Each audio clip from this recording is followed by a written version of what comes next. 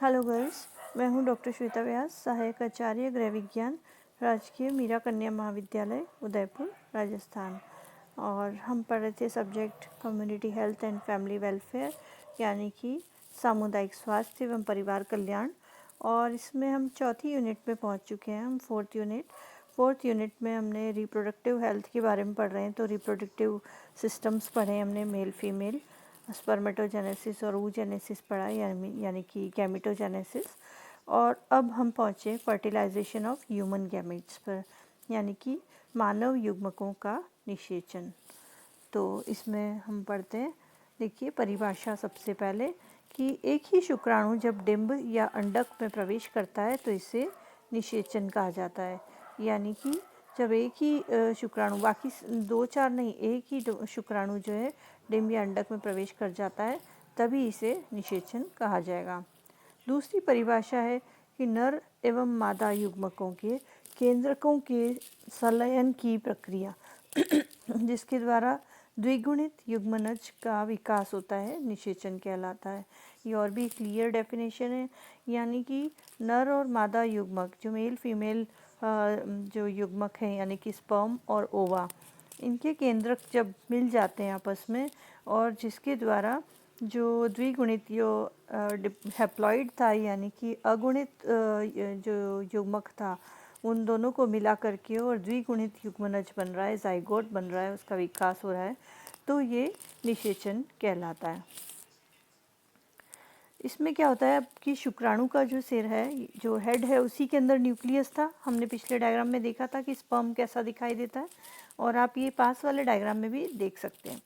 तो शुक्राणु का सिर जो है अंडक के केंद्र के साथ मिल जाता है। किस तरह से मिल रहा है ये आप पास में डायग्राम में देख सकते हैं कि ये पास में जाता जाता है, फिर पेनिट्रेट करता है, जो वॉल है अंडक की उसको करता जाता है, और फिर जब वो पेनिट्रेट कर देता है तो फिर उसके अंदर से न्यूक्लियस जो है, केंद्रक जो है शुक्राणु का, जिसके अंदर सारे क्रोमोसोम्स होते हैं, वो अंडक के केंद्र के अंदर चला जाता है। और जो बाहरी जो पोर्शन है उसका, यानी कि कवर है और जो उसकी टेल है, वो सारी चीज़ें जो है हट जाती है और बाहर ही रह जाती है।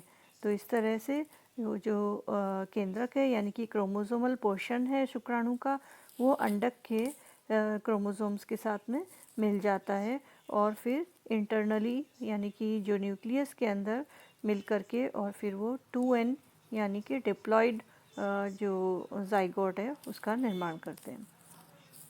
अब जो मानव के नर युग्मक शुक्राणु हैं, मादा की अंडवाहिनी में अंडे को निषेचित करते हैं। आप ये पहले ही जान चुके हैं कि वो ट्रैवल करता हुआ जो स्पर्म है वो फैलोपियन ट्यूब में पहुंच जाता है, और ज़्यादातर अंडे का जो निषेचन है वो फैलोपियन ट्यूब में ही हो जाता है।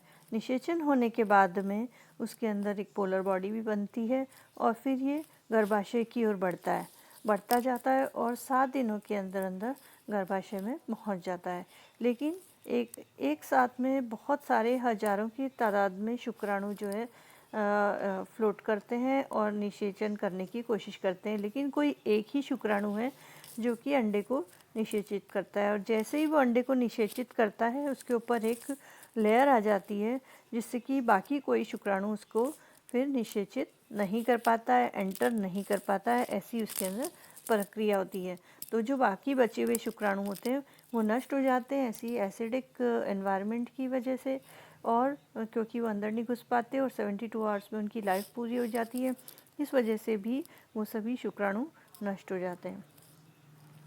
अब आप देख सकते हैं इस चित्र में युग्मनज के विकास की प्रक्रिया। जो ओवरी से एग निकलते ही अगर वो फर्टिलाइज हो जाता है बिल्कुल फैलोपियन ट्यूब की स्टार्टिंग में ही, फिर उसके बाद में आप देखें कि अगला एक के बाद एक आप देखते जाएं कि उसके अंदर क्या बदलाव आते जा रहे हैं, जो पर्पल कलर का आपको दिखाई दे रहा है। तो फर्स्ट में आप देखते हैं कि एक ही न्यूक्लियस दिख रहा है, फिर उसके बाद वाले में ये जो चल रहा है, इसके अंदर सेल डिवीज़न का प्रोसेस स्टार्ट हो गया है।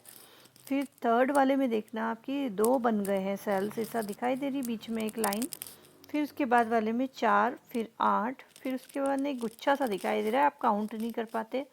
और फिर वो जो जाइगोट है वो दीवार के पास आता जा रहा है गर्भाशय में, और एक वाइट साइड में आपको क्लॉट सा दिखाई दे रहा है। ये जो है उसके अंदर से विलाई निकल रहे हैं जो जाइगोट है उसमें से, और वो जाकर के और इसकी सेल वॉल जो है गर्भाशय की, उसमें जो विलाई होते हैं उसके साथ अटैच हो जाते हैं और वहाँ पर ग्रोथ करते हैं। ये फिर आगे और डिटेल में पढ़ेंगे। जो निषेचित डिंब है वो गर्भाशय में आकर नरम और मोटी परत में अवस्थित हो जाता है, इम्प्लांट हो जाता है। अब ये जो संश्लेषित डिंब प्रतिष्ठान है, ये जो दीवार में जो ये क्लॉट बन गया था और जो जाइगोट है, जो ब्लास्टोसिस्ट बन गया है, ये जो वहाँ पर चिपकता है और इम्प्लांट हो जाता है, इसको गर्भरोपण कहा जाता है। आगे हम इसी नाम से पुकारें तो आपको समझ आना चाहिए। गर्भरोपण के बाद में क्या होता है कि निषेचित जो डिंब है वो विभक्त होने लगता है और अनेक कोशिकाओं में विभक्त होता जाता है। कैसे? पहले ये एक ही होता है, जैसा कि अभी आपने डायग्राम में देखा, फिर वो 1 से 2 होते हैं, 2 से 4 होते हैं, 4 से 8 होते हैं, और फिर इस तरह से इनफाइनाइट कोशिका में विभक्त होते जाते हैं। विभेदीकरण भी होता है उसी दौरान उसमें, और ये भ्रूण बना देता है उसको। जो समझे कि जो जाइगोट था वो बन गया भ्रूण, यानी कि युग्मनज जिसको कहते हैं वो बन गया भ्रूण। अब ये विभाजन की जो प्रक्रिया है निरंतर चलती रहती है और उसी से ही जो भ्रूण है उसका विकास होता जाता है। आप इस डायग्राम में भी देख सकते हो, जो फर्स्ट डायग्राम है इसमें इसी को ही बताया हुआ है कि अंडाशय में से एग निकला है। फैलोपियन ट्यूब के जो फ्रिंजेस हैं, जो अंगुलियों जैसे आकार है, वहाँ पर ये पहुँचता है और वहीं पर ही फर्टिलाइजेशन हो जाता है। फिर वहाँ से ये जो आप सेकंड डायग्राम में देख रहे हैं कि शुक्राणु एंटर कर दिया है और फिर निषेचित कोश विभाजन हुआ है, 2 में हो गया, और फिर विभाजित कोशों का ये समूह देख सकते हैं, इस तरह का दिखाई देगा। और नीचे जो सबसे नीचे वाला डायग्राम है, इसमें आप देख सकते हैं पूरा का पूरा साइकिल किस तरह से भ्रूण दीवार में स्थित हो जाता है, इम्प्लांट हो जाता है और गर्भरोपण हो जाता है।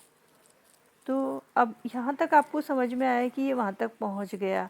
अब आप जाने कि भ्रूण का पोषण किस तरह से होता है। ये तो क्योंकि एग के अंदर कितना काफ़ी न्यूट्रिएंट होता है, लेकिन वो लंबे समय तक नहीं चल सकता, क्योंकि उसका डिवाइड होता जाएगा तो भोजन समाप्त होने लगता है। हर सेल को भोजन चाहिएगा। तो भ्रूण जो है प्रथम दिनों में पोषण मध्य पेशी से लेता है, लेकिन ये भोजन धीरे धीरे समाप्त होने लगता है, यानी कि कम पड़ने लगता है। तो फिर लेकिन 4-5 दिनों में ही यह गर्भाशय में स्थित हो जाता है और गर्भरोपण के दूसरे सप्ताह तक भ्रूण जो है दीवार में स्थित होकर के पोषण प्राप्त करता रहता है।